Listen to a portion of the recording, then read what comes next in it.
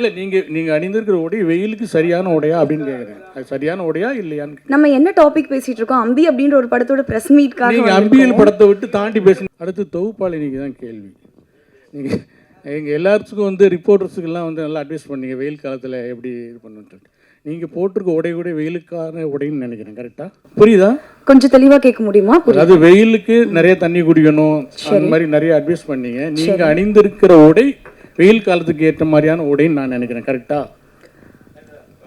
அதுக்கான என்னுடை பத்தி நான் இல்லை நீங்கள் அணிந்திருக்கிற உடை வெயிலுக்கு சரியான உடையா அப்படின்னு கேட்குறேன். அது சரியான உடையா இல்லையான்னு. நம்ம என்ன டாபிக் பேசிட்டு இருக்கோம்? அம்பி அப்படின்ற ஒரு படத்தோட பிரஸ் மீட்காக நீங்கள் அம்பியல் படத்தை விட்டு தாண்டி பேசுனீங்களா? சார் வந்து ஹீரோ சார் மென்ஷன் பண்ணாங்க இது மாதிரி அவருக்கு உடம்பு சரியில்லாம போச்சு, 2 வருஷம் ஜாண்டிஸ்ல இருந்தேன், பத்திய சாப்பாடுலாம் சாப்பிட்டேன்னு சொன்னாங்க.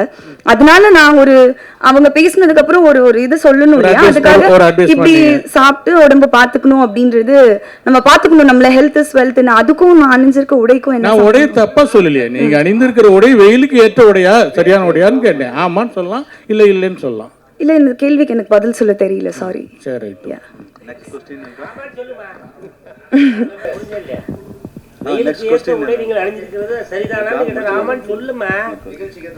காட்டன் சாரி நல்லதுன்னு சொல்றேன். Oh, cotton sari is good for summer அப்படி சொல்றீங்களா? This is my comfort dress, அதனால போட்டிருக்கேன். தேங்க்ஸ்.